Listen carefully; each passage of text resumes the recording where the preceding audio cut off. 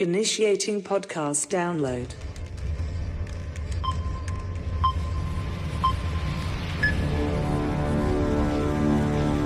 Prepare yourself.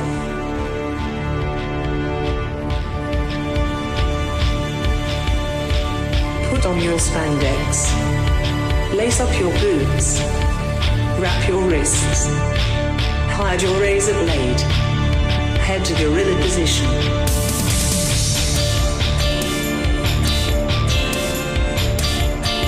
Grease up your hair. Apply baby oil. Okay, apply more baby oil. Get into gimmick. Keep your ears open and your mouth shut. Have fun and be safe out there, brother. Welcome to I'm on Wrestling. Now your host, Gregory Iron. Hello again, everyone. Welcome to another edition of Iron on Wrestling with Gregory Iron. I'm your host, Gregory Iron. This is episode 298, and I hope you can hear me kind of great because we have to keep the air conditioner on because it is hot as balls outside. It's like 100 degrees. Hopefully, I clean up this audio and you don't hear the buzzing in the background, but give us a break, you know? Okay. All right. Well, it seems to be getting worse. Hold on. Tap the mic here. Oh, okay. Oh. If you pardon the interruption. All right. Aaron Bauer in the building. Good to see you. Yeah, it's an okay thing to see you, I guess. Yeah? Yeah.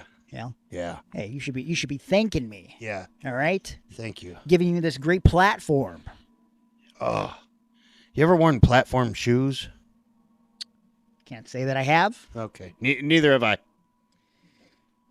Good to see everybody out there, and hope you're having a great week. Do you want to podcast about wrestling this week, or can we not? Because there's really nothing going on. There's a few things. There's a few things that we're going to talk about, and we're going to talk about towards the end of the show the latest on the Saudi Arabia situation. We're also going to do our predictions for that show in a bonus episode. Along with some other wrestling stuff. We're giving you a free bonus episode at patreon.com/IronWrestling. So just go over there, sign up for the free tier, and you'll get an extra 1-hour mental health episode because we got so much mental health stuff this week into the podcast for our final week of mental health month that we couldn't pack it all into one episode. Because also this week, talking about his career, his television show, You're My Hero, and just being a writer in general. It's my brother in arms. He has cerebral palsy as well. Canada's own Sean Towgood. So he's going to be on the show talking about his career, his journey as a, I don't know what he prefers because he's got a good sense of humor as a differently abled individual, a disabled individual, navigating acting and writing and making a success of himself. His mental health journey, we're going to be talking about that this week. But we're going to be answering your questions from social media, a little bit of your mental health stuff. But like I said, if you want some bonus mental health material free of charge, sign up for the free tier, patreon.com/IronWrestling. If you want to try out the other stuff we have in the archives, going all the way back to 2019, you go to the $3 tier for all the audio. You get the podcast early as well, 1 day early. Sometimes extended episodes. $5 gets you bonus video and the video before anybody else. Some of the behind-the-scenes footage we do sometimes. $9 gets you involved in the live chat, which I don't know the time yet, but I'll be doing it this Sunday afternoon at some point. So if you want to talk to me about stuff that I'll never talk about on the podcast, you get at least an hour of my time. And the guys over on Patreon know sometimes we go longer than that. So go up and up in tiers. You'll get something in the mail from us. We sent some packages out for June. We won't be sending out another package until September. So if you want to get involved with that, you got to be around for at least 2 months to get one of our packages in the mail. $25 and up. Patreon.com/Iron on Wrestling is the best way to support the show. If you don't want to support us that way, subscribe to the podcast on YouTube, iTunes, Spotify, wherever you download podcasts so you get the shows as soon as they get uploaded. YouTube, we're uploading a bunch of new content all the time. We're growing that page, so please check that out. I think we're up to like over 7,000 subscribers right now, which is pretty cool. And yeah, we got a lot of positive feedback last week from the mental health episode with Vandal48. That was Atticus Cogar, Otis Cogar, Christian Napier. If you didn't listen to that, go back to last week. Listen to all the podcasts from this month as we talked about mental health. It's been quite the journey. I'm struggling with some mental health stuff this week, but I'm going to be okay because I have the love and support of all of you. I've got the love and support of Aaron, I think. Yeah? Yeah. Okay. Yeah, for sure. Somewhat reassuring there. And, shout out real quick to Uncle Bobby, because he was the winner of not just an Aaron Bauer wrestling buddy, a pile driver pal, but also the Gregory Iron pile driver pal created by my good friend JD Mason. He makes the pile driver pals. We only had a limited number of those, and we did a special giveaway for anybody that was donating $10 and up to Aaron's sister's GoFundMe for her final resting place, and we ended up raising almost $350 with your guys' donations. So thank you guys very much for that. Very much appreciated. And anything you want to talk about before we get into the meat of the show? How you feeling? Not bad. Not too bad. Very nice to be able to do the drawing today, and very appreciative of all those that have reached out and that have donated as well.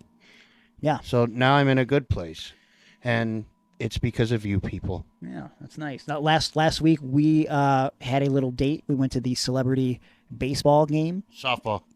There's a difference. Softball. What's the difference? Yeah. One ball is hard, one ball is soft. I'm not talking about your personal life. Okay. Well, it's because the one right ball's side is really disabled. big. Okay. One ball's really big, and the other one's not as big. It's not really soft. It's still a hard ball. What's the name of the guy that runs the softball game? David Njoku. Okay. It's the all-pro tight end for the Cleveland Browns. How tight is his end?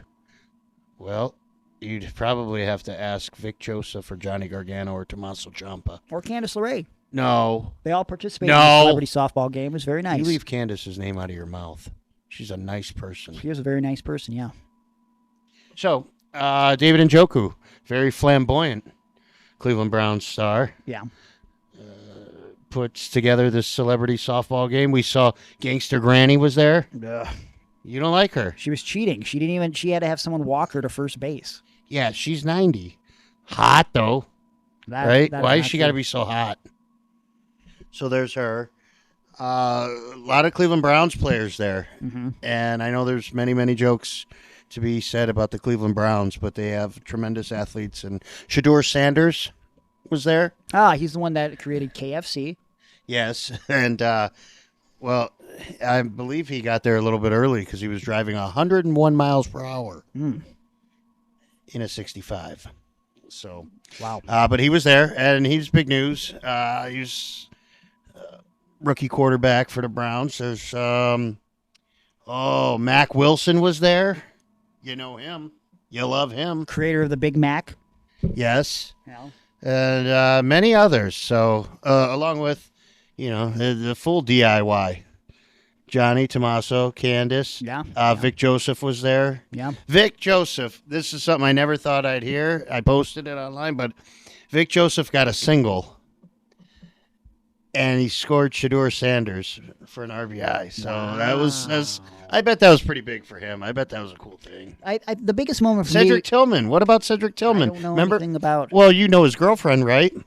She was standing right in front of us with her friend, and she kept telling the guy at the ticket center, "Hey, my boyfriend is Cedric Wilson." Did she say that? Yeah, Cedric Tillman. My boyfriend is Cedric Tillman, and he left me tickets here.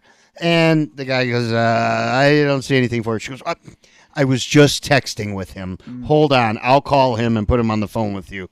So really, I mean, I thought about it, and I thought, how would the guy that's the ticket giver know what Cedric Tillman sounds like? And it would be like, okay, yeah, free tickets. Go ahead, go in. Yeah, I don't know. So those girls, they were told to stand to the side for a minute so they could look for our tickets, which they promptly found because it was in an envelope that said Johnny Gargano. Yeah, that helped. That helped for sure.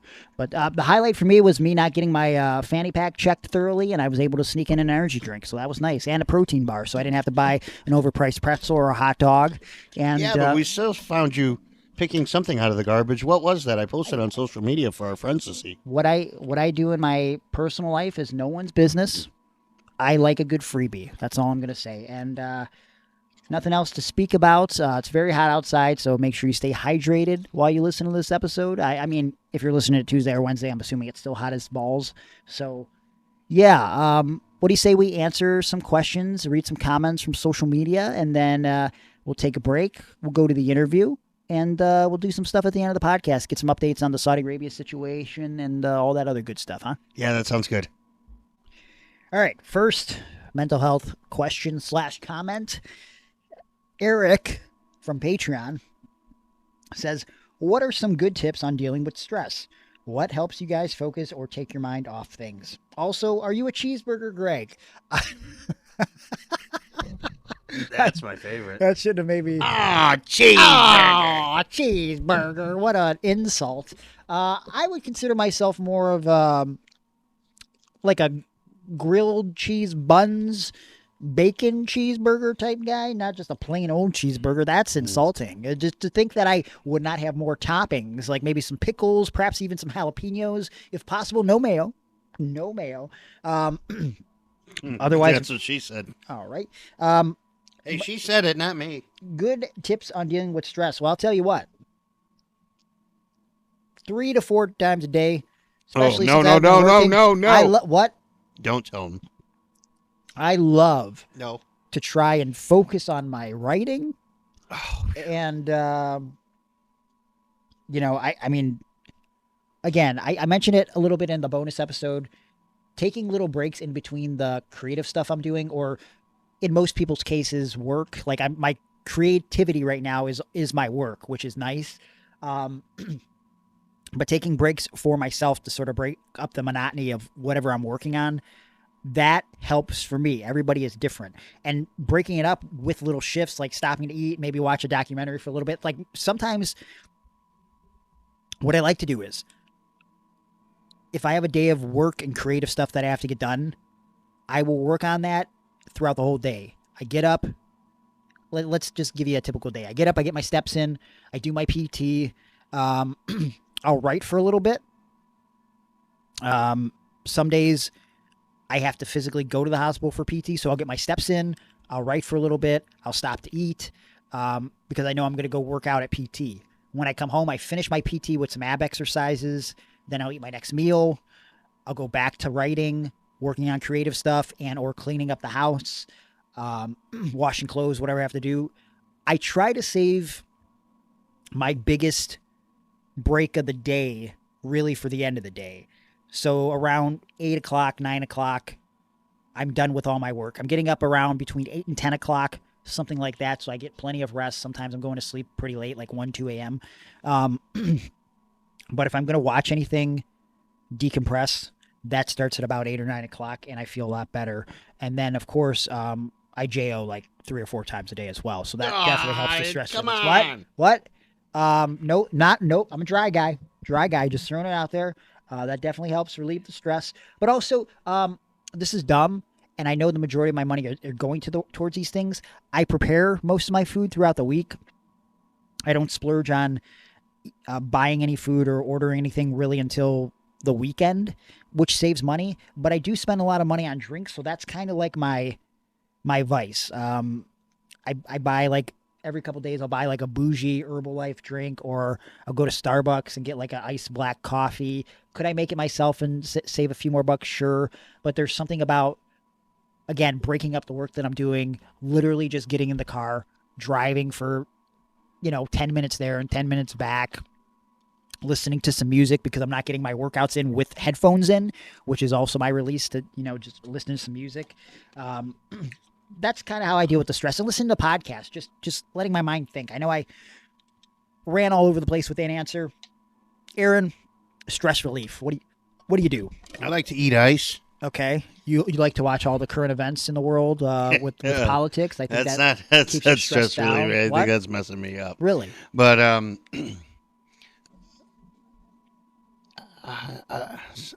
sometimes I like working out. Sometimes I like just grabbing some free weights and doing that. I just started going to Planet Fitness. Well, I was going to say, what do your workouts look like at Planet Fitness? You like to use? I go to that old man 30 thing. minute. Yeah, it's not an old man. You say that. I keep saying it, but I've noticed I'm probably the oldest one in there.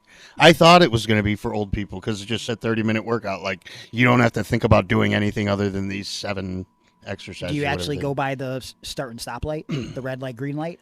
I wondered what that meant. Yeah, so you do the exercise for the entirety of the time that it's green. Then when it turns red, you stop, and either you're stopping and then you do another set, or you're stopping and you're going to the next machine. Because I hate counting. Yeah.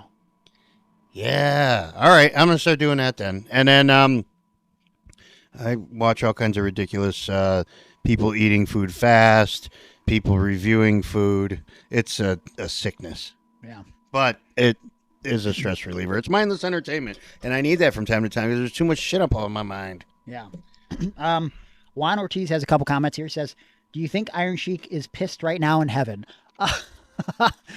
He probably has a mixture of emotions because, his wrestling character, Iran #1, USA Hak Tui. However, he was in the USA for a long time, so... Hey, I have an autographed picture of him from when I worked in the hotel in 96. Oh, yeah? And, we had breakfast together. I wasn't in the business or anything at the time, but he had signed a 8x10 for me, and it said USA on it. Wow. Which I thought was weird because he's the Iron Sheik. Sure, yeah. So. But I think he was just trying to get over with the fans, try to sell a few more or something. That makes sense. He didn't sell that to me, though. That was given to me for free because I helped him carry up his case of beer. Well, that's how he usually paid people, or at least he tried. Like, go to a restaurant, Baba, we don't have to pay. We pay with 8x10. Like, come on. Hey, I told you that story before. I went to a strip club, and Usher was there. And Usher paid the ladies, not in dollar bills, but in autographed napkins. I'm sure they love that. And they were not happy. Because now you just gave them a task. Now I got to put this on the internet and find somebody that wants a napkin, maybe signed by Usher. Yeah. Well, I mean, like, you would have to brutally murder him for it to be worth anything, right? Because he's still alive. Right. Like now it's a rarity. Like, I have this rare dead guy autograph on a napkin. Juan also says, have you ever texted Stone Cold when you're having a bad day? Think he'd give great advice? And will he end it with, and Greg, it's because Stone Cold said so. I have called Stone Cold for advice. I did text him once. I'm not going to get into the details of the situation. Maybe I'll tell the story one day. But it was a situation involving me and AEW. And I texted Stone Cold telling him the scenario, what was happening, and if I could call him. And he said, I'll be available in an hour. Call me then. Yeah, and that's just weird that, and this was 2019, so that was a while ago. But I mean, sometimes I'm not even asking for advice. He'll just text me, and it'll just make my day. Like, one time he randomly just he texted me, "Happy Thanksgiving, Irons." You know what I mean? And it's like, and I remember I was on the road. Yeah, I was wrestling that Thursday, and so I was like, why am I fucking wrestling on Thanksgiving? And like, kind of hating my life and blah blah blah. And then randomly Stone Cold texted me unprompted, and I was like, you know what? This is why I'm a wrestler. This is the perks of me sacrificing my Thanksgiving to go eat at a Denny's and wrestle for Beyond Wrestling, it's a pretty cool thing. He does have great advice. I've said it before. He's given me the greatest advice I could have ever gotten. Basically, that Paul Orndorff once told him that, kid, there's more to life than wrestling. And he said to me, and this was in person, he said, so I don't know if this means anything coming from me, but I want you to know there's more to life than wrestling. And it was powerful, coming from arguably the greatest wrestler of all time. So last thing from Juan is, ever imagine a WWE Hall of Famer was going to send us into the next World War? Pretty crazy, right? Fantasy booking from hell. I always predicted it was going to be James Dudley. But no, you're very wrong there. Yeah. I pictured it being Hillbilly Jim. Okay. As he'd ramble incoherently. Yeah, he would just be like, oh, fuck, I'm so bored. Okay, fine, we won't bomb you. We'll give you anything you want. Just shut up.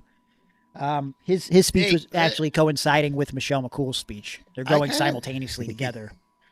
I think that this is kind of how the past few months have been, where it's America is like mad at Canada. Are we still mad at Canada? We want them to be the 51st state. So, we started a feud with Canada. Yeah. But then we pivoted off that feud to one with Mexico, then one with Greenland, then, our own Sure. And then Feels like we never finished any of those feuds. It's like it feels like AEW. Just all these feuds going simultaneously at once. Very terrible.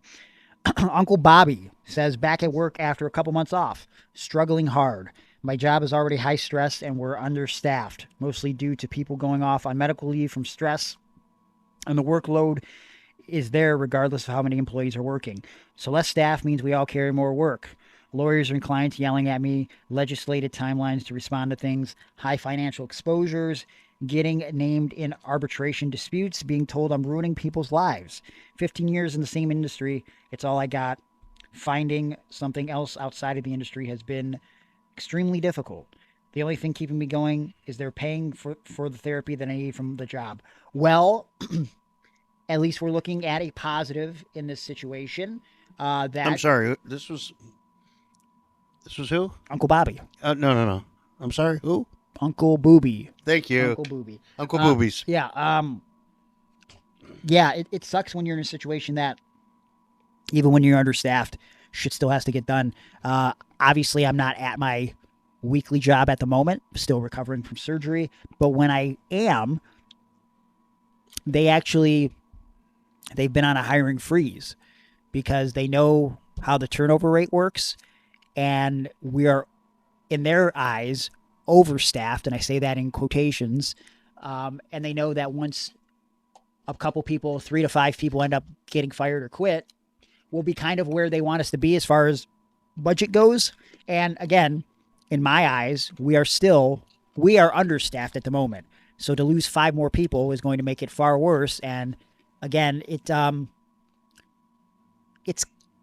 when I was there before I left, it was kind of slow. But when you take away 5 people, you're not getting more people. But now it makes everything worse. It sucks. I totally understand where you're coming from.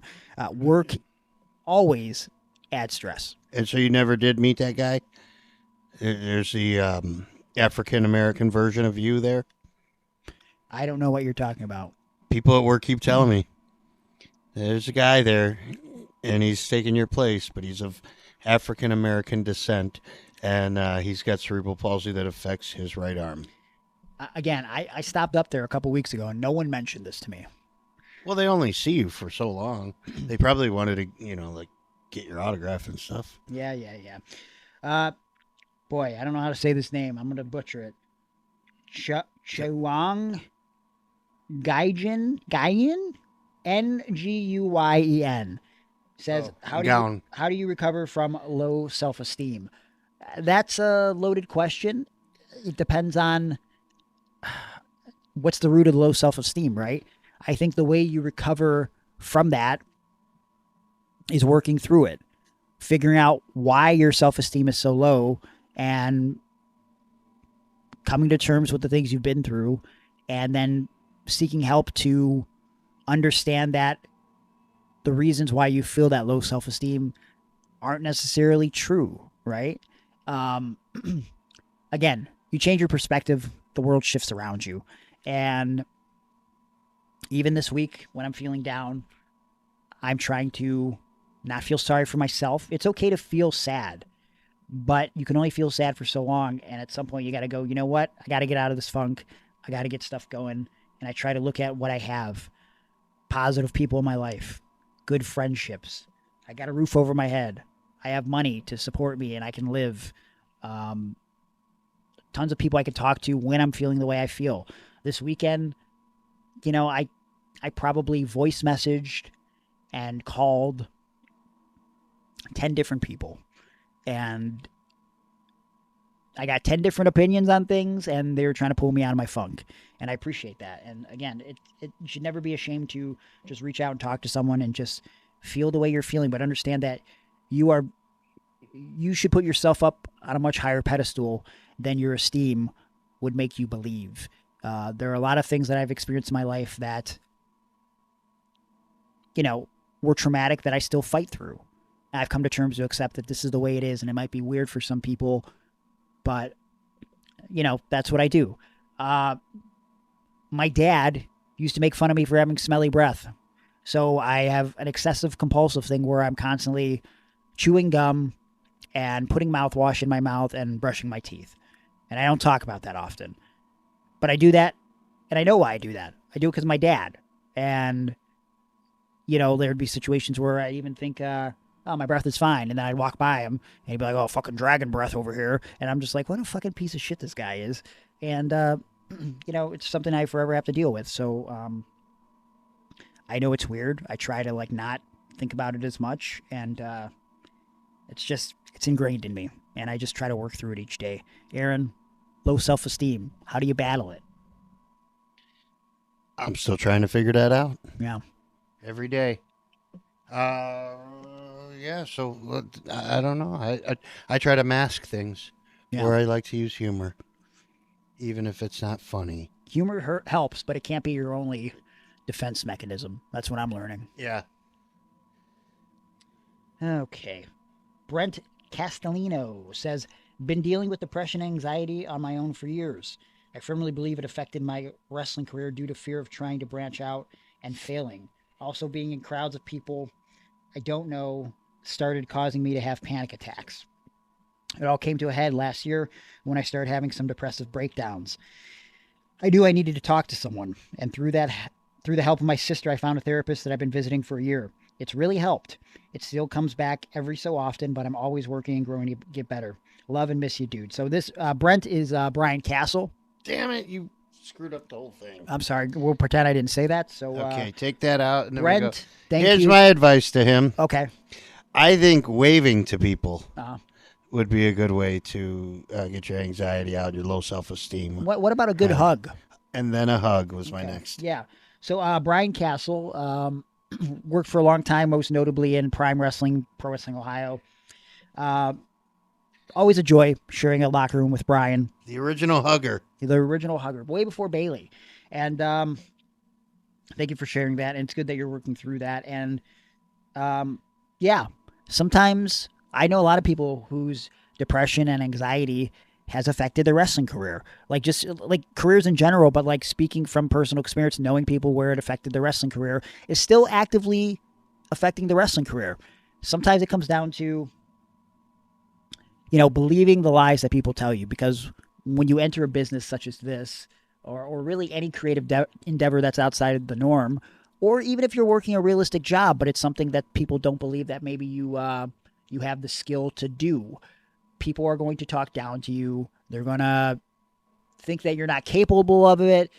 And usually this is coming from a place of failure themselves. And sometimes, whether it's intentional or not, these people want to drag you down because, you know, they're not in places that they want to be, or they never had the courage to chase the things that now you are trying to attain. So for them, it seems impossible. But you determine how far you can go.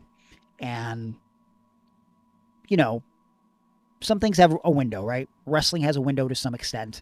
But I know, Brian, you still actively contribute to wrestling, and I think you have a lot to contribute. And I think that's a victory, man. What's he doing these days? I mean, I know he's not actually wrestling matches? I don't think so, but I've seen that. Good for you.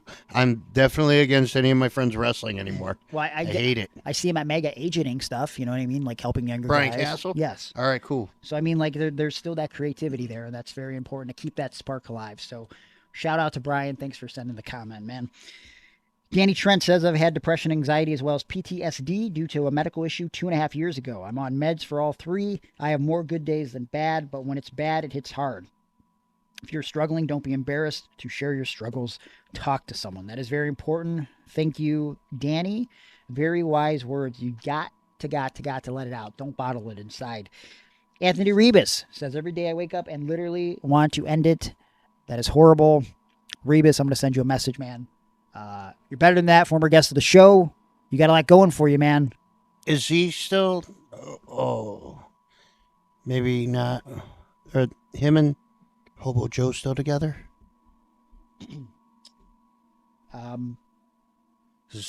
Last time I saw them together, they were married. Okay, that's not true. No. It was in a video that we filmed. They were living in a dumpster together. So Rebus just was talking about unaliving himself, and you're going to make a joke about him dating a fake homeless man. That's all I'm asking is if that's what he's doing these days. Reba, send me a message when you have time. Mudball says, I've had anxiety issues for a while. Before I knew what it was, I would have issues sleeping. I had convinced myself that my body would forget to know how to breathe. I was convinced people were always watching and judging me. I had to sleep with my back to the window. I was convinced someone would be peeping in. If I got up to check, they would run off and hide before I got to the window. Jeez, I don't know. That's horrible. You somewhat know what Mudball is coming from, or yeah. Talk to me about it.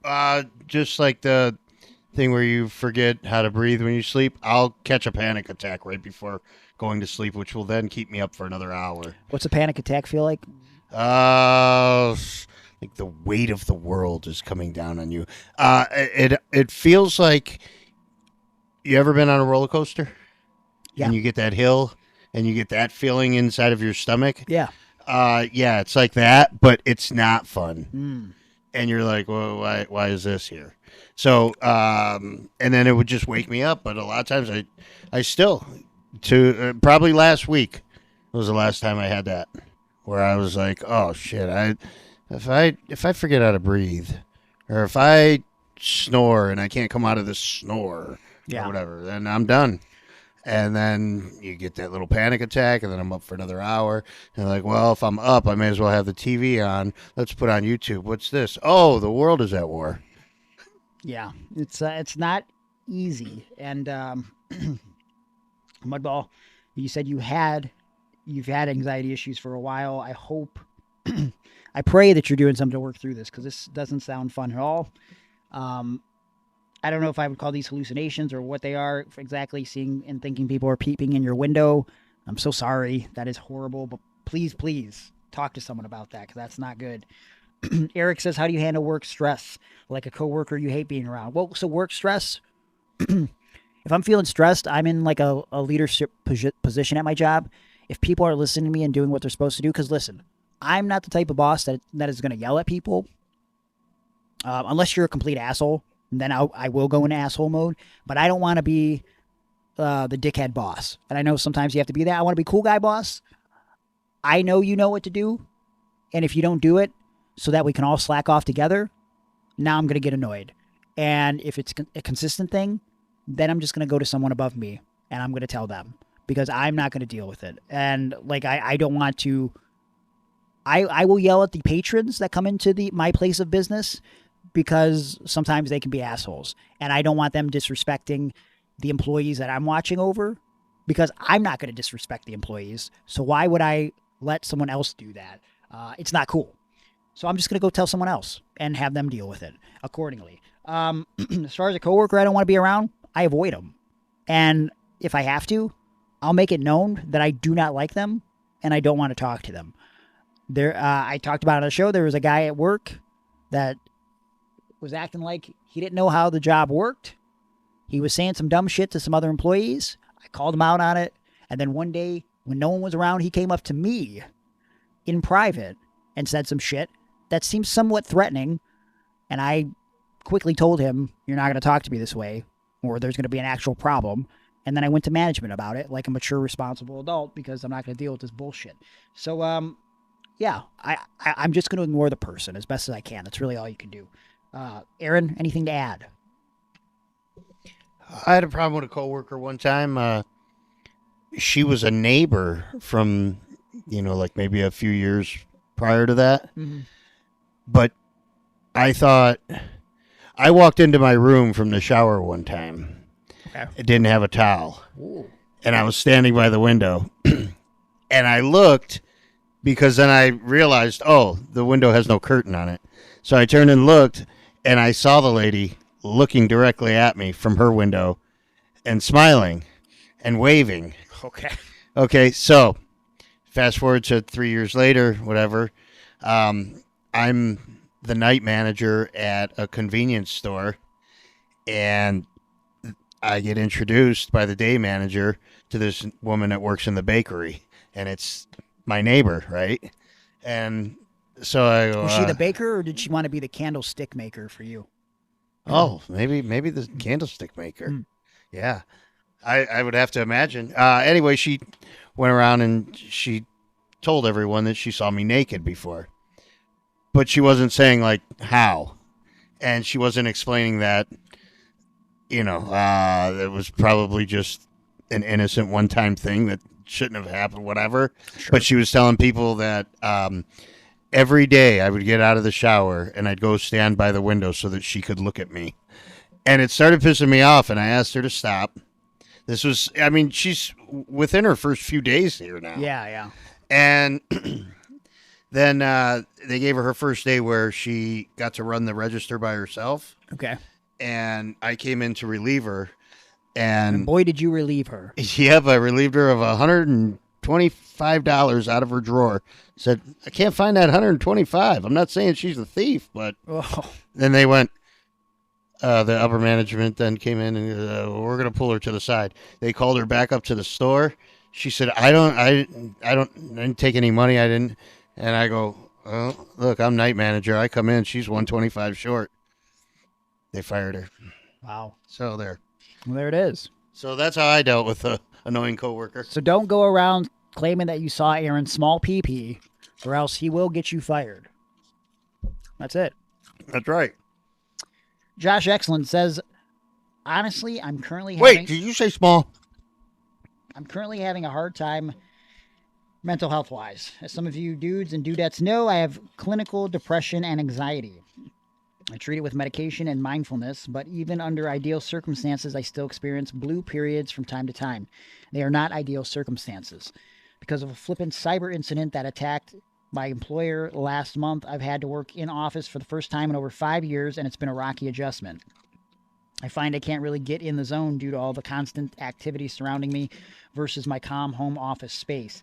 Additionally, national and global events have had me very much on edge. I worry about my nephew in the National Guard getting deployed overseas, or even my son getting drafted into the service. I get so frustrated that when it comes to waging war, there's always enough funds, but we can't find money to take care of our veterans if they make it back home. How are we supposed to be the richest country on the planet, but a person can't get an apartment on their own making minimum wage? But hey, I guess billionaires need tax cuts to keep even more of the unimaginable wealth they make from the toll of folks barely scraping by. The worst thing is the feeling that I should be doing more to better our world, but not having a dang clue what I can or should be doing. So that's where I'm at. Thanks for letting me vent, and know that I'm pulling for everybody on here. Wishing peace, strength, love to you all. Josh, thanks for writing that. So much to say there. Listen, the world is a very scary place right now, and I can understand all of your fears. And I think a lot of Americans especially can sympathize with the struggle of just getting by. And it sucks. I don't know, we're not rich men here on Iron on Wrestling, but as someone who came from poverty and I guess is lower middle class now, I do often wonder how people with billions of dollars can sit around with billions of dollars and not offer it up for things that people need, essential things. Like, there's more than enough money that most of these billionaires have. I guess it's easier said than to do, but it's like a person only needs so much money to survive. And it's unfortunate that the way policies are being enacted and everything, that the rich get richer while the poor just keep getting poorer. And it's sad. I can understand where you're coming from. I've been telling people close to me, it's like, with the way things are going in the world, it makes me want to do something. And I don't know what that is. I have a little bit of a bigger platform to do something. I'm trying to actively figure that out within myself, how to do that. But I will say this. We don't stop to think the impact that we have on those around us, right? And I think in some form or fashion, we can have an impact just on the people in our lives, right? If we say the right things, if we do the right things, that's a good way to make a change, because you never know how your impact on those people, whether big or small, will encourage them to make changes in their life, to other people's lives, maybe hundreds or thousands of people's lives. You know what I mean? Like, maybe you can inspire something in someone else to where they can enact a bigger thing that, in theory, you may want to do. You know what I mean? Like what you say, for the better or worse, can change people's lives. And I think that's something we have to keep in mind. Aaron? I agree. Okay. All right. I mean, how do I follow up after that? I don't know. I mean, I know you're the one that fucking got me feeling this way, you bastard. Well, what were we talking about? The world around us. Oh, yeah. The scariness of reality. Well, I was just watching these ice dudes. That's actually what I was doing while you were talking just now. I was listening to you, but I saw these ice dudes go into somebody's car, and it turns out the dude's just brown. He's not from anywhere else. Yeah.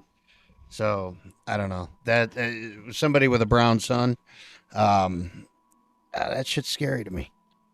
Yeah, it's a scary world. You know, keep the people you love close to you, and you know, do what you can to make a difference, because shit just seems like it's getting worse and worse. So try to be a positive influence in the world and be logical. You know, make sure you go to multiple news outlets for your information. Independent, more like on YouTube, because I think that when Trump says that MSNBC is controlled by the left, that's not false. And when we know that Fox News is controlled by the right, and it's not even news, it's satire. They paid $787 million or $1 billion or $1 trillion, whichever it was, because they weren't bringing actual news. So both sides are fucked up. And I don't know what we can do to overcome that. I think it just comes down to common human decency. You know what I mean? Again, like I don't... Yeah, like I have friends that are on the right, on the left, and I don't mind that. And I don't mind a healthy discussion from time to time. I'm not really into all the name calling and stuff. I save that for like pro wrestling. Yeah. But I kind of think that's the era that we're in. Right. Like these guys, they remember Raven said he calls somebody the wrong name when he wants to more or less insult them. Yeah. So when he has to put someone over, a local guy, he will purposely get on the mic impromptu after the match and act like he's putting them over, but he will call them the wrong name, because then subconsciously, because Raven is a master of psychology, subconsciously it makes the fan think, which I thought the same thing, hearing him call someone the wrong name in his promo. Oh, wow, that guy's not even important enough for him to remember his name because he's a big star and he's Raven. You know what I mean?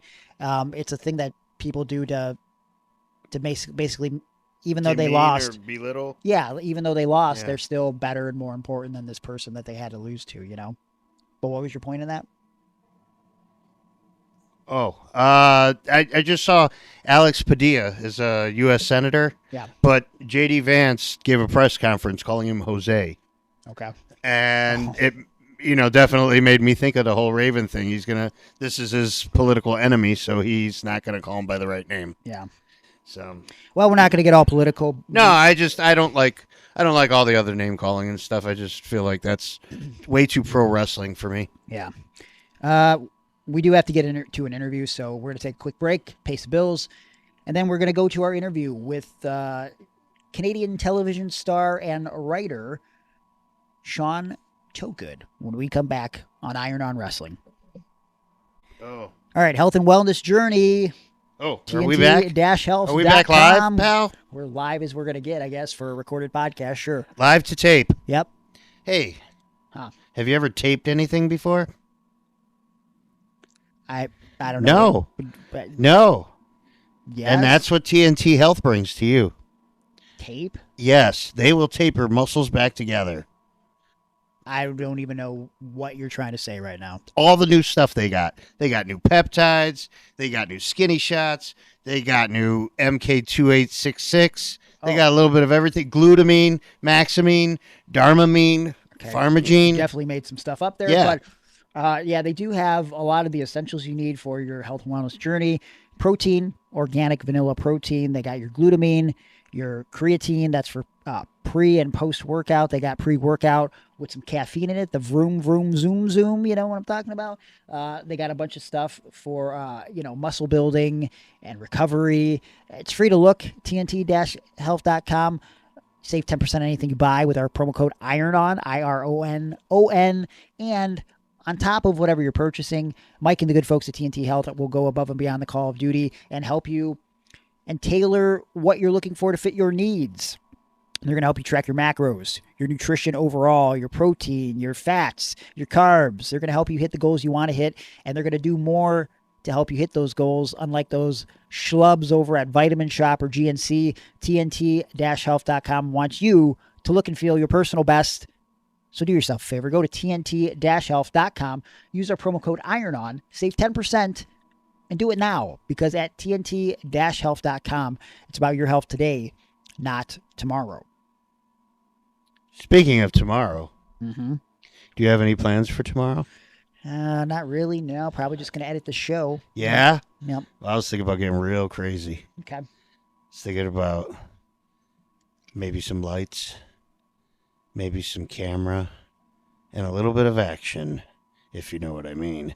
No. No? Oh, don't. well, that's code for I'm going to call a good friend of mine. His name's Juan of the Ortiz. Oh, I know. He's a shirt designer of designs. Yeah. And he can make logos for your bathroom wall or anything. Your flag on the back of your truck. Small business, sure. Yeah. Juan Ortiz has been doing it for nearly 20 years, and he can help you with any type of I design can't you even do it want. for 20 minutes. Well, yeah, he's made designs for the most prominent figures in all of the major promotions, and he can make something for you too, and he's affordable.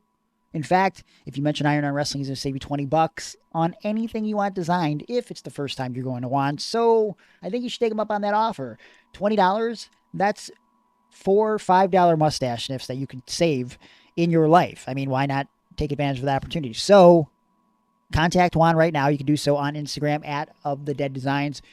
Go to his Facebook, facebook.com/ofthedeaddesign. Send him a message. Tell him Iron on Wrestling sent you. Or go to his website, ofthedead.weebly.com, because Juan Ortiz and Of The Dead Designs is bringing artwork to life. Did you just say the Young Bucks? I did not. Oh, no. My bad. But, hey, stick around. We're going to go to the interview now with Sean Towgood. But when we come back, we're going to talk some rapid-fire wrestling questions. And remember, we're going to go in-depth about Night of Champions, our preview for this weekend, what that might look like, some other wrestling stuff, and a bonus Patreon episode. So stick around. And now, the interview with my longtime, dear, close personal friend, Sean Towgood. Another week, another great episode of the podcast. And to end our special week of mental health awareness, men's mental health technically, but we're doing mental health for everybody. I wanted a particular type of guest, one that could relate to the struggles of being something with a disability. My brother in arms of sorts. We've bonded over the last couple months. We're always text messaging each other and voice chatting. And he's a good man. I really enjoy getting to know him, and I'm happy that you guys get to know him as well. Ladies and gentlemen, he's an actor, he's a writer, he's a producer, he's my friend, Sean Towgood. Thank you for joining me on the show this week. Thank you. Also, I want to say thanks, Zach, for having me. Oh, wait. Oops.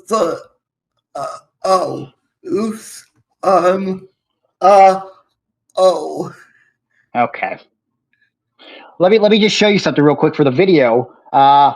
One leg, two leg. Okay. You know, actually, you son of a bitch, more than once, somebody has come up to my merchandise table and looked at a picture of Gowan with his leg missing, and unironically then looked at me and questioned if it was me, and or asked, how did you get your leg back? And I just said, well, yeah, just grew back, and with a straight face. Well, did they at least buy your merch? No, they waited till Zach came back to the table and bought his merch. So listen. So over the last week, I went and I watched the 2 seasons of your show, which you wrote yourself, you produced, you star in. Which, you know, in some cases, when you hear about someone doing that, where they basically take all the credits for the show, it's usually terrible. Your show is really fun and great and entertaining and relatable, especially as someone with a disability. I love that you do a lot of bits on the show that I feel like I can understand in real life, but for someone who is also able-bodied, they can relate to. But like the idea, like for example, one of the episodes in the most recent season, the idea that without spoiling too much, you get confused with a different person in a wheelchair that looks entirely different, as if everybody in a wheelchair looks exactly the same. I love your brand of humor. It's so good. Well, thank you. Like, that's something that I cherish when other people with disabilities come up to me and they're like, that I relate to that. That was my goal, because in a lot of places, especially in Canada, we didn't have disability representation on screen, really, except for Drake in Degrassi, because he got shot. But obviously he's not disabled. But yeah, that was our representation for a long time. So I just wanted to give people an authentic representation of what it is like to live with a disability, and for people with disabilities to feel seen and represented in media. Yeah, I think representation is incredibly important. And, you know, one thing that I often think about that I think is a misconception of cerebral palsy, you know, there's all different types of forms. And obviously we both have two different types of form.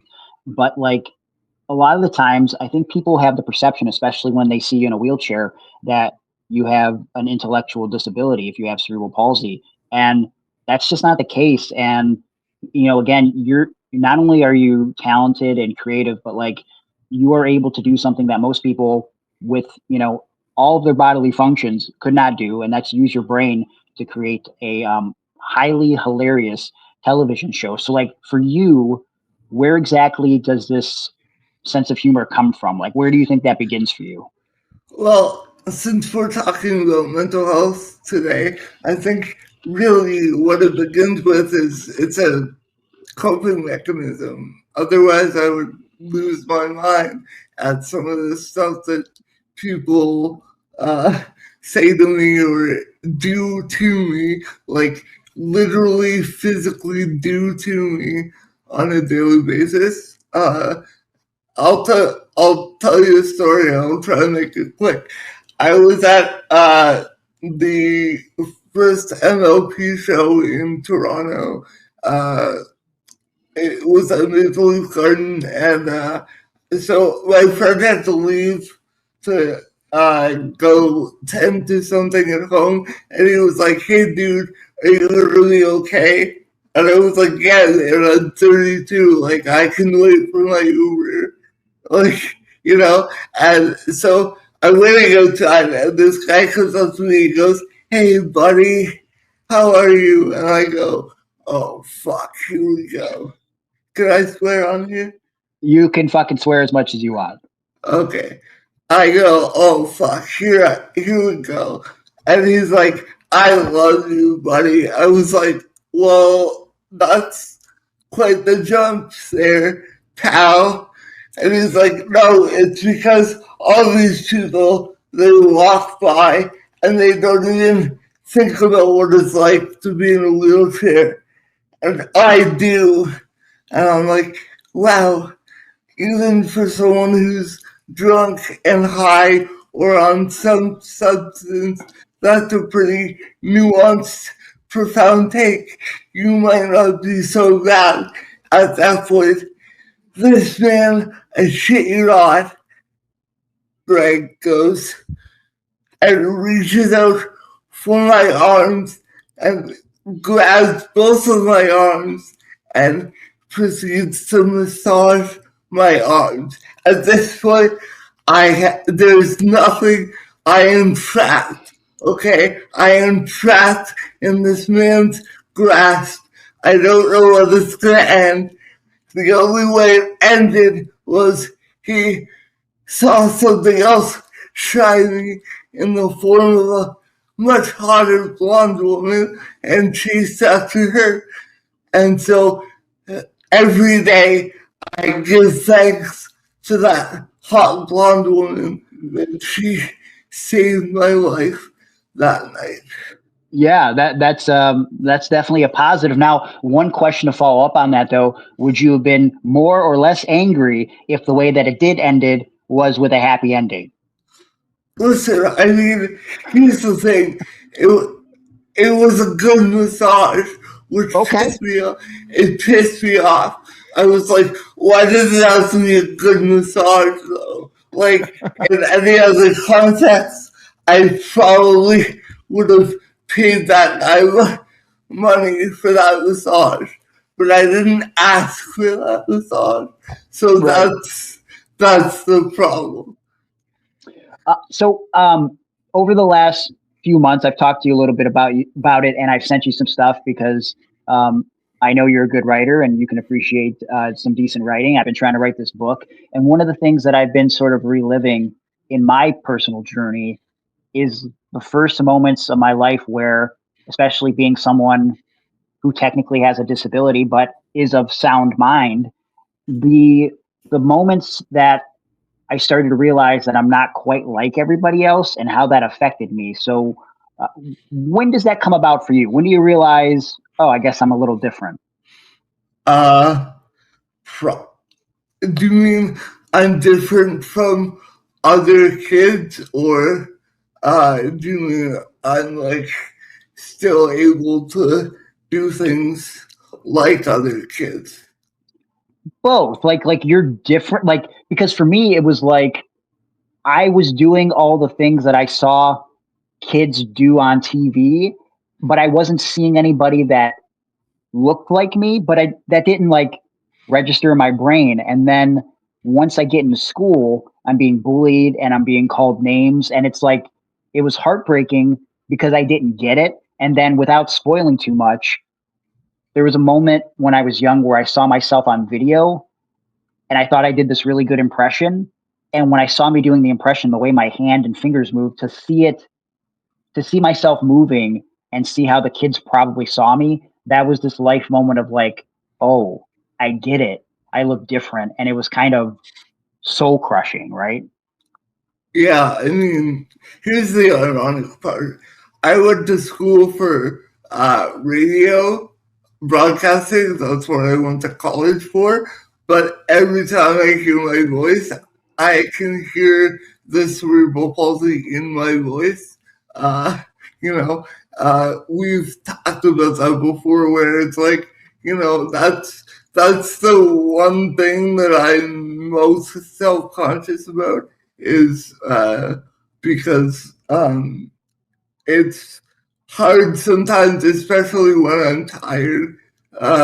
And as I get older too, it's becoming harder, which is interesting, because the muscles are tighter. But in terms of kids at school, I have to say something that I've only recently come to terms with.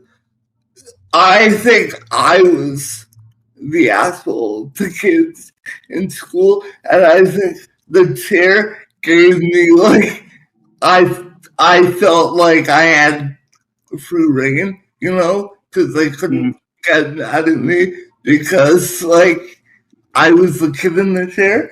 But thankfully, everyone at my school was, like, really accepting and really, like, included me in a lot of things. So that's awesome. When you we talked a little bit about your humor and how you use it as a defense mechanism. Where did you find inspiration to bring that humor out? Because I didn't realize it for a long time, but I found a lot of inspiration in someone like Norm Macdonald, who, for a kid who felt weird like myself, to see this guy not only cracking jokes, but as uncomfortable as I felt, to sort of take that feeling and sort of pull it out and thrust that upon other people. To not only can I make fun of myself better than you can make fun of me, but I'm also going to make you feel weird about all the uncomfortable things that I'm feeling inside. So that way we never have this conversation again. What was your inspiration for your style of humor? I mean, I think for me, everything is on the table, and that's really, there was a decision that I made somewhere along my life where I was like, I'm not going to be ashamed of the assistance I need or the certain devices I need, or so it was really the idea of also there are situations in my daily life that are hilarious. Like I had to get up in the morning and like they had to hoist me like up in the air. It's like I'm on a zip line every morning. So you can imagine like I'm passed out and then all of a sudden I'm just moving and I'm like, oh, I guess I'm up now, you know? Yeah. I guess like for people just listening to the audio, we sort of explained that there are different types of CP. So for people that know my situation, my cerebral palsy affects the right side of my body, particularly and most notably in my right arm, hand, and fingers. But it's also, it lends me to walk a little bit flat-footed on my right side, but it doesn't really affect my speech. My right pec is a little bit smaller than my left pec, but I think it's more so tighter than it is smaller. So it just gives the illusion that it's smaller. But talk to me about your form of cerebral palsy and how it affects your daily life compared to mine. So my form puts me in a wheelchair, so that's cool. I mean, you know, it's just why not, right? You're doing suicide dives to the outside, and I'm just in a wheelchair. So, cool. Well, to be fair, I've really hoped that one of those suicide dives would be successful. Continue. Well, so it puts me in a wheelchair, which I've had since I was 8. Well, I've had a motorized wheelchair since I was like 8, and they used to ask me all the time, do you have a license for that thing? And then if I hear someone say, whoa, slow down there, buddy, one more fucking time, I swear to God, right? I swear to Christ. Everybody's a comedian. Well, only one of us in whatever interaction that is gets paid. So until you get paid, you can't make that joke, you know. Damn right. Yeah. Damn right. So you're in a wheelchair, and so like as far as like your mobility, what exactly are your limitations? I can't even remember like what form of cerebral palsy I have. Technically, I always forget like if it's spastic or what it is. Do you even know what yours is? I feel like an idiot for not knowing. That must be really nice, you know. I wish that I had days where I just forgot what form of cerebral palsy I had. Sorry. That must be great for you. I'm going to just hide my face now. No, I have a spastic quadriplegia, which is, it affects all 4 limbs. Mostly it affects my right side because the CP happened in the left side of my brain. So that's how that works. Like, depending on what side the CP hits, it affects the opposite side of your body. So, yeah.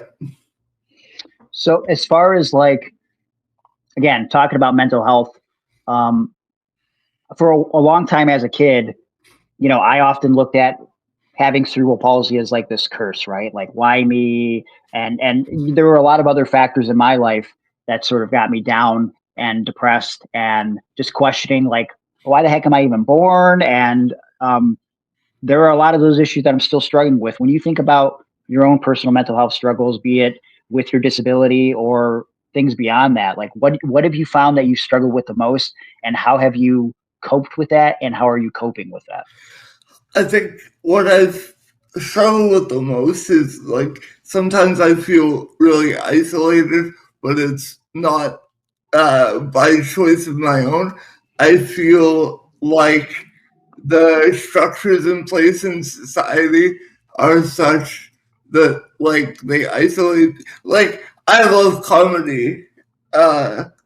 It's shocking, I know, but most stand-up comedy bars are downstairs, and they don't have elevators. So right there, one, that takes me away from performing stand-up if I wanted to, which I don't, because that's really hard, and I respect anyone who does it. But two, that's a social avenue that's taken away, like, you know, and a lot of times I have to make plans like days in advance so that I can sort out transportation. Like, I had to call the wheel trip, like the short bus, you know? Yeah. To come pick me up, and then I had to give them a return time when I booked the trip, which means, like, I might miss the end of parties because it's like, oh shit, I gotta go. Sorry guys, like, I gotta go, right?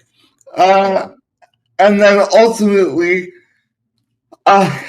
sometimes it just gets shitty because I'm thinking, like, I do think, what is the point? Like, what am I doing? What am I contributing? But, like, that's why this show is kind of also so important to me, because it shows people that, like, we can also write and act, but also the character shows that you can have a job, you can have a roommate, you can have a best friend, like, you know. Yeah. So yeah. I think really what I'm focusing on is sort of destigmatizing disability and cerebral palsy in general. Yeah, and it's an awesome thing you're doing. And, you know, again, when I see what you're doing with the show, which, by the way, is called You're My Hero, and I think about how, you know, sometimes when you see someone like you, it can motivate you to do things that maybe you wouldn't have done otherwise. Like, if I don't see Zach Gallen when I'm 16, I don't know if I have the courage to become a wrestler, because the problem was that I had never seen someone like myself. But also, that being said, for those people out there that are looking to find someone like them to sort of give them the motivation, I don't think it has to start there, because someone has to be the first one sometimes. And I think that's incredibly important too. Like, sometimes you have to be the person to motivate others. And I think whether you realize it or not, I think we talked a little bit about this. I'm sure you're getting messages from people. I'm sure people that you don't even realize are being motivated by what you're doing with the TV show. And so I guess this leads my next question. What motivated you to go down the path of acting, writing, and eventually getting into a situation where you were able to pitch and then land your own television show? Because that is an incredible story.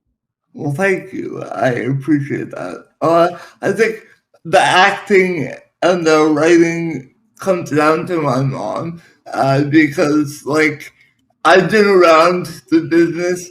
To be clear, I wouldn't call myself a Nepo baby, because, like, my mom did, like, inner city theater and, like, commercial acting, so we didn't really have any connections whatsoever.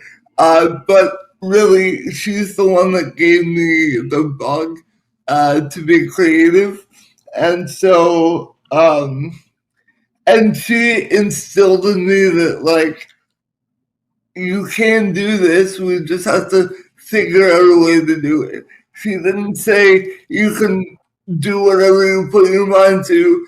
She gave me some limits, because there are some limits within reason, right? Like, I think we were talking about this, if I can bring this up, you know, some people with cerebral palsy, myself included, it's not a good idea for me to train to be a pro wrestler. Like, that's not going to work. That's really not going to work, and it's unsafe. So I think it's her that instilled, there are limits, but if there's something that you want to do, you just have to figure out a way to adapt it and make it work for you, kind of thing. So yeah. So as far as writing and pitching the show, what did that process look like for you? So the more I learn about it now, the more I realize that I had no idea what the fuck I was doing, and I don't even know how it happened.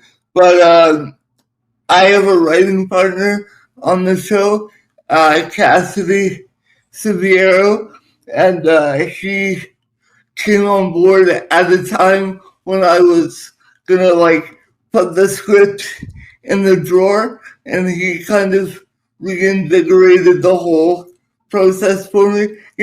Sometimes you need a fresh set of eyes to sort of come in and take the ball and get it across the goal line, so that he had a connection, but instead of him giving me the connection right away, I cold emailed production companies, which apparently you're not supposed to do. Nobody told me that. I don't know. So I was like, hey, this show, do you want it?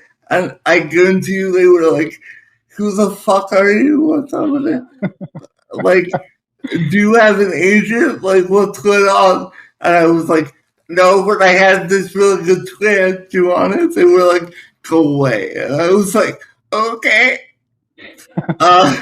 So then Cassidy sent it to Kevin, our executive producer, and Kevin read it in one night. He read the pilot in one night.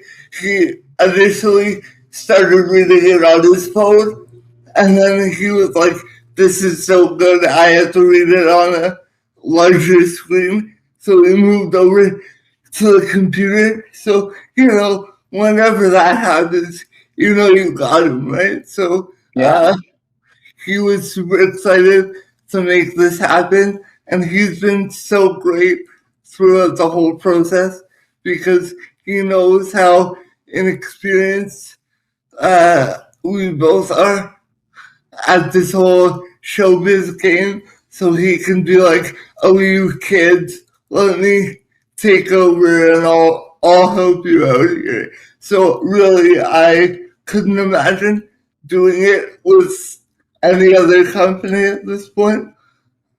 And Kevin, if you're watching, I expect a check for that little plug there. That's awesome. As I said, watching the show is incredibly entertaining. And obviously, we made the connection together because not only do you have cerebral palsy, but you're a wrestling fan. And one of the cooler things on the show for someone who is also a wrestling fan watching the show is you incorporated wrestling into one of the episodes, and you landed Chris Jericho to play your deadbeat dad. Talk to me about that process. Did you write the character with someone like Chris Jericho in mind? How does one get hooked up with what should we call him now? The Ayatollah of rock and roll. He's got a million different nicknames. I don't even know what to call him at this point. I think he's the learning tree now. He's a learning tree. Yeah. He just got done being the wizard. Okay. Yeah. The learning tree. How does one get under the learning tree for a television show? One gets under the learning tree by being like, oh shit, wouldn't it be really cool if we got Chris Jericho? That would be cool. Yeah. And then someone somewhere was like, well, can't hurt to ask. And I was like, yeah, he's never going to say yes to this, right? And then they were like, so Chris Jericho might do this. And I was like, are you kidding me right now? No, but he said he really enjoyed it because he enjoyed the writing and it was a character that he doesn't really get to play all that much on TV. He also said to me that if it was a wrestling character, he wouldn't have taken it, which I understand, sometimes. Like, you do that for your day job, so you don't want to do it, like, in everything you do, because then people just see you as the guy who wrestles and acts sometimes, and I know he wants to transition a bit more into acting eventually when he decides it's time to do that. So I think, and he was excited with the cast that we had.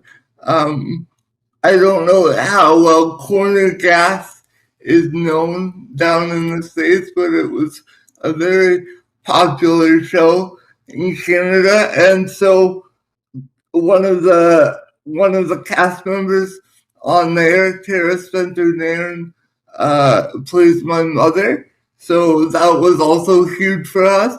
And in season 2, Colin Mockery decided to come on board, so that was really a dream come true as well. So, were you a big Whose Line Is It Anyway fan? Well, yes, I was. I have to say that. No, I'm kidding. No, yeah. I mean, as a comedy guy, right? If there's a show like that with those guys on it, then yeah, you're gonna eat that up, right? So yeah, I definitely enjoyed that. When I had a complicated relationship with my mom, like I did with both my parents. And actually, funny story for you, I had to come to terms with her being a drug addict. And this actually occurs not because she's really a drug addict, but more so because sometimes in the States, the channel that SmackDown aired on back in the day, they would preempt SmackDown for the Cleveland Cavaliers basketball team because they had the rights to play the Cavs game. So sometimes back when SmackDown was on Thursday, they would move it to Saturday. And the times would always be random. Sometimes it would be 12 in the afternoon. Sometimes it was 8 o'clock at night. Long story short, one weekend SmackDown got preempted to the Saturday. And it just happened to be the week that I heard all the kids buzzing at school because I never read spoilers that Vince McMahon was announcing the return of the NWO. Okay. So I went over my house my mom's house because she had visitation rights for the weekend. And I was like 15 or 16. And I was trying to hype up like, wow, can't wait to watch SmackDown tonight. They're announcing the return of the NWO. And my mom goes, we're not watching SmackDown. Whose Line Is It Anyway is on at 8 o'clock. And I was like, we can't. I like Whose Line Is It Anyway, but we can't watch it tonight. We have to see the announcement of that Hulk Hogan, Scott Hall, and Kevin Nash are returning. And it became this back and forth discussion. And that was the moment legitimately where I just came to terms with the fact that she was a crackhead. And I went, I'm never coming over your house again. And I walked home at starting at 7 o'clock so I could make it just in time for the start of WWF SmackDown. So a little sidebar for you there. So I hope it didn't bring you flashbacks when you saw Colin Mockery pop out then. No, it was all good memories because I did enjoy Whose Line Is It Anyway. It's just, if anything, I would have to blame the local station that switched the time for SmackDown that week. But, being a wrestling fan, I want to do an extra episode where we could talk in depth about your wrestling fandom. But real quick, what are your earliest wrestling memories? And what are you enjoying right now as far as your professional wrestling? So one thing that I will give my dad credit for, I guess not credit, but it's the one thing that I can be like, okay, well, that was that. The only time I got to watch wrestling as a kid was when I was over at my dad's because my TV only went to channel 48, and back for a while, SmackDown and Raw were on channel 53, so I would get so close, and then it would just flip back to channel 2. So, honestly, my favorite wrestling memory as a kid, and probably my favorite memory of all time, is the first ever Money in the Bank cash in. Yeah. Everyone that I knew was a John Cena guy, and I was like the diehard Edge guys. So like, that was huge for me. That was the moment that really sticks out. As of right now, I mean, this bloodline stuff's getting a little long, but when it hit, it was hitting, and there's some good stuff going on in AEW right now too that I'm happy about, because people need to enjoy wrestling to enjoy wrestling, and if you don't enjoy something, don't watch it. Like, just don't watch it, or watch the thing that you like. Like, there are TV shows that I don't like, and I don't watch those shows, and I choose to watch shows that I do like. So that's my little soapbox, That's okay. That's okay. I don't know why it is that with wrestling that we have this thing that where we hate watch it. I can't think of, like, I couldn't imagine ever watching a regular TV show and turning on and be like, oh, this fucking show, and then just like being mad the whole time. It's so weird. I mean, like, I think sometimes, when you're a wrestler, you do it and you're like overly critical. I feel like, being a writer and an actor, like maybe sometimes you do that too when you watch a show. It's like, it's something that you can't help but do sometimes because you want everything to be its absolute best. But also, it's all subjective. You know what I mean? Like what we might do, someone might do a different way, and it is what it is. Well, also, you guys are allowed, right? I feel like you guys are allowed to have that because you're in it every day. It's the guys that like don't, have no idea what's going on. They don't even know like where to start. They're like, oh, this is bad, and then it's not bad because they back it up with a valid point. It's bad because it's like the other show. And I'm like, okay, all right, well, it's still wrestling at the end of the day. Like, it's still the thing that you like. So, Yeah, absolutely. So you're my hero. So I'm CBC. If someone wanted to check out the show, how would they go about doing so? So if you're in Canada, you go to CBC Gem. It's on the CBC website. For our friends in the States who are, law-abiding citizens, we are still trying to get something done so you guys can see it. But there are other ways, but I don't know what those are, and I'm not endorsing those for the record. Before we wrap up here, I was told that Johnny Gargano would be here for my Make-A-Wish. Is that still happening?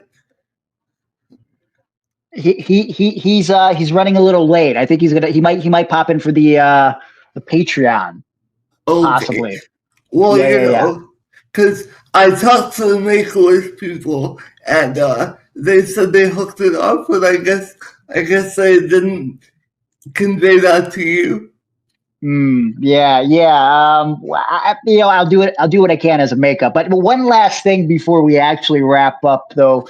First of all, thank you for your time, and I appreciate hearing a little bit about your story. We're going to cover, I'm sure more of your story will come up as we talk about pro wrestling over on patreon.com/Iron Wrestling.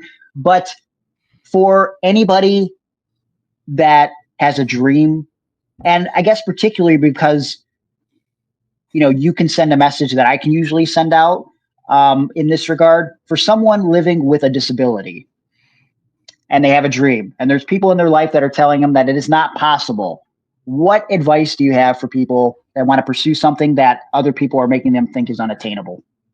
Be okay with the word no, and you're going to get a bunch of no's, and no's are fine. They're just not right now. Excuse me. They're just not right now.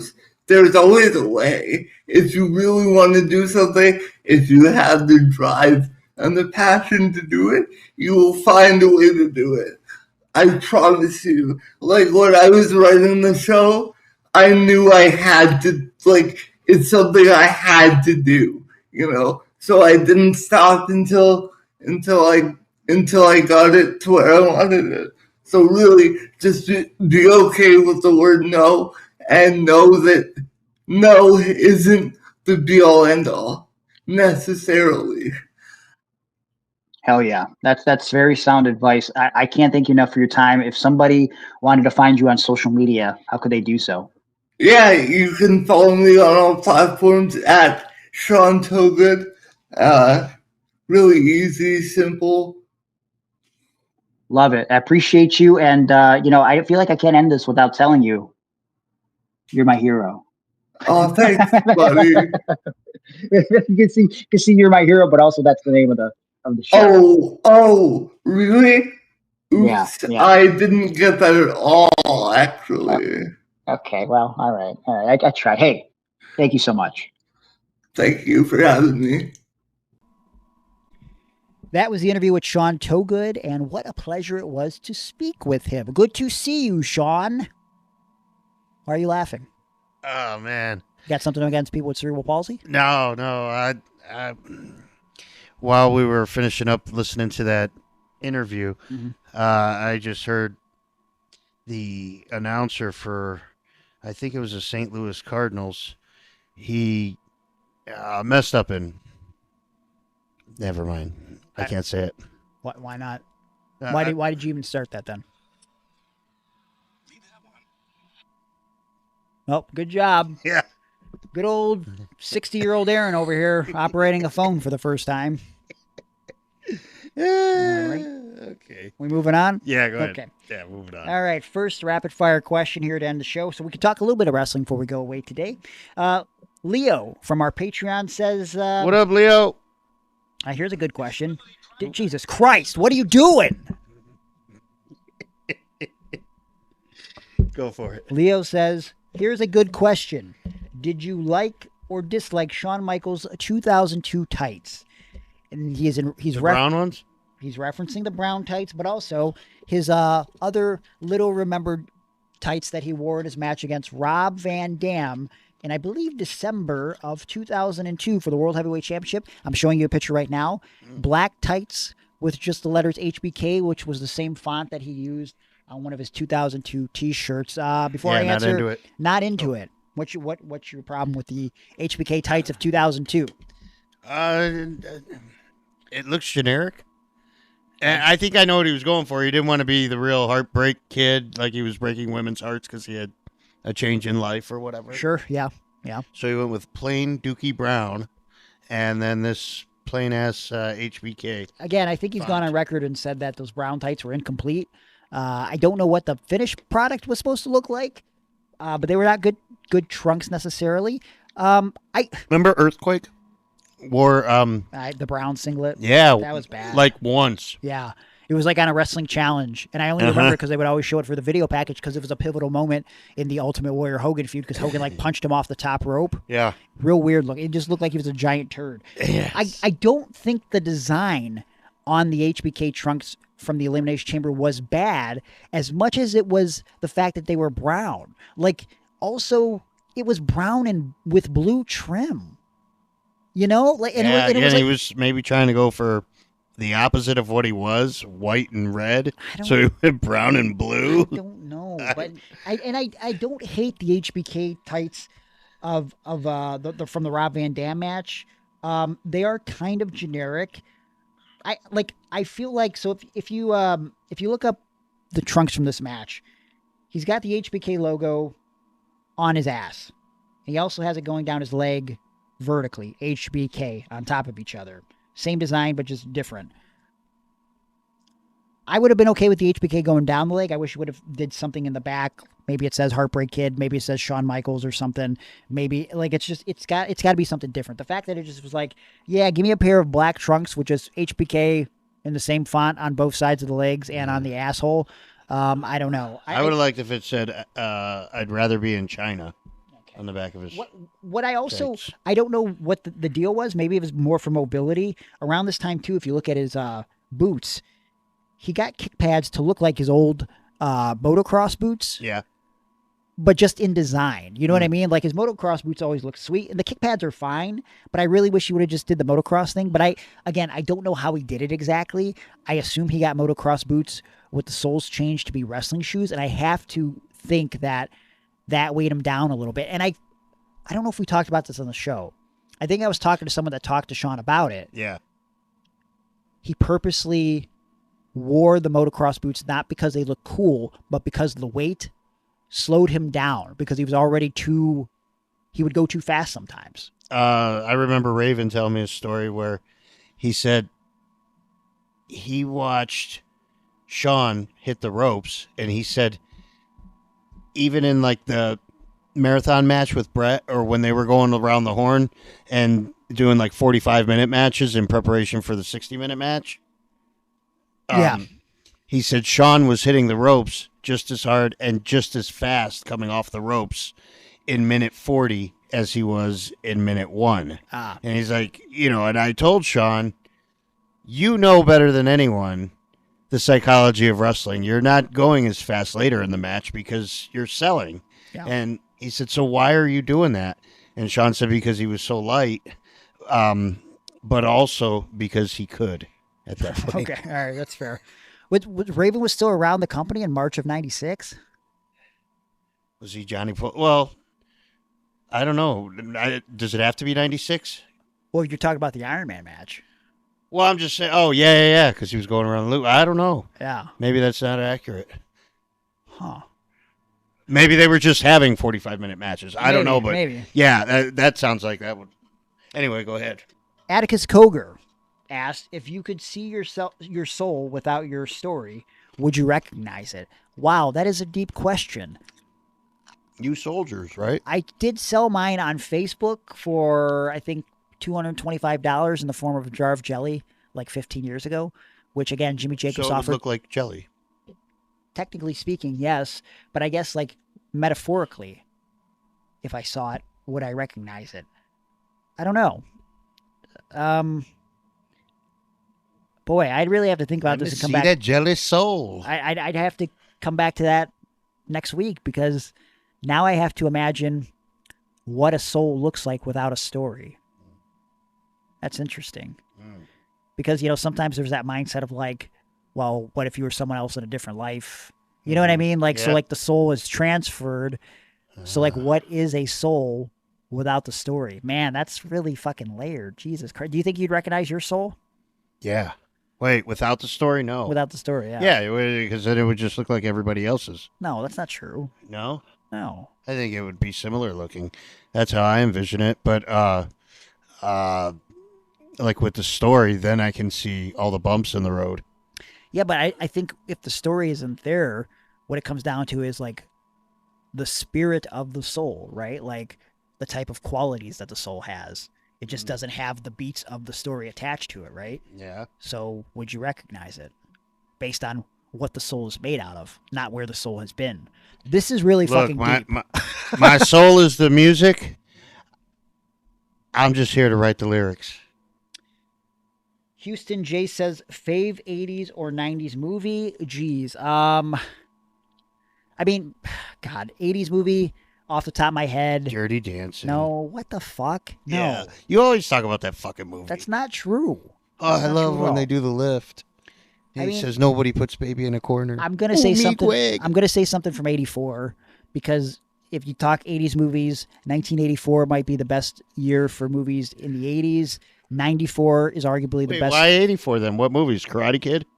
Karate Kid. That was '84. Yes. Wow. I would say I would maybe go with Transformers. I would go with Ghostbusters maybe. Ghostbusters. I would go maybe with Nightmare on Elm Street, because that's 1984. There were a lot of classic. Yeah, we can agree on 84. Yeah. Okay. If I go 90s, again, I'll just go to 94 to make it easy. I mean, just with Jim Carrey alone, in 1994. Did he do The Mask and Pet Detective in the same year? Dumb and Dumber and The Mask in 1994. Okay, that's what it was. Yeah. Wow. Yeah, Ace Ventura. Dude, Ace he Ventura was could 1993. coast then. Yeah. He could pull a Sandler right now and just coast and make movies for Netflix He or could. just reboots. But he's only been doing Sonic the Hedgehog for roughly 5 years now. Really? Yeah, I haven't folled Jim Carrey. He said he was going to retire after Sonic 2 and then came back for Sonic 3. And he's like, yeah, I guess I'm done. Wow. So, yeah, 94, so many good... Was Pulp Fiction 94? Yeah, it was. Yeah, so I feel like Might have maybe been. you'd go Pulp Fiction. Yeah. I mean, that's easily for me. I wonder if 84 was Princess Bride. That was 86. I want to say that's 86 or 87. 87, yeah. Okay. Anyways, yeah, we can revisit that one too, but that's a good question. Man, we should go over like our top 10 movies or top 20 movies. We should just ask the questions and then say, man, we got to revisit this another day. Who would you win in a steel cage match, the Giant Gonzalez or Hornswoggle? That's asked by Glory X Vision. Giant Gonzalez. Yeah, even after he's dead. I'm going to say Giant Gonzalez for sure. Yeah. As someone who's wrestled Hornswoggle, Giant Gonzalez. All you had to do was wrestle him. I had to do commentary with him, dude. How'd that go? I heard you're a big fan. It was probably up there with your match with him. It was a scramble, so it was okay. Bluey Blue Eyes says, on a scale of 1 to 10, how much of a nerd are you? Oh, it's definitely a 10. Okay. Again, based on what I like, what I collect. I was thinking of all the different ways that you're a nerd.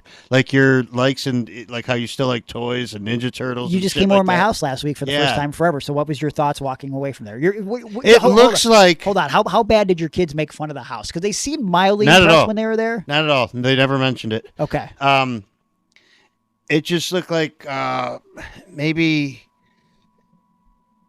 the Hills department store toy section from the 80s threw up, and that was your basement, and part of your kitchen, and the living room. The toys are not in the kitchen, in the basement. The basement, yeah, man. The kitchen, wrestlers, the kitchen, and Ninja Boys. No. Turtles. Again, as you could see, and as we've talked about on the show, you saw it in person.